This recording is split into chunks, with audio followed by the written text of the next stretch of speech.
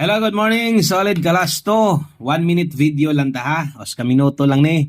Tiwasan ninyo tanaw. No kay karon maghatag tas tong bagdo class to gapon wa ta ka update sa inyo ha. So karon sa mga nagpaabot sa mga naghulat.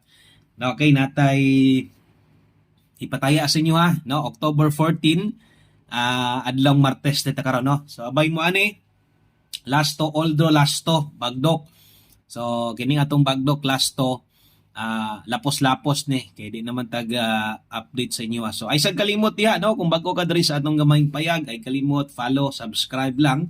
Unya pangyo atag usa ka share kung makaya apili na lang pod og usa ka like diha. Salamat kayo kung ma-like ninyo ang kining short video nato no. So 4 combination total 8 kay mo bali man kita basta last to bali-balihon gyud nato. Syempre ang plastada mo gyud na isiguro og taya. Okay? So good luck sa mga moabay. Nindot kay ni atong last to karon.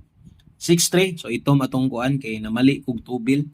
Gihak akong natubil nako kay kuan man itom man hinuon biskay blue.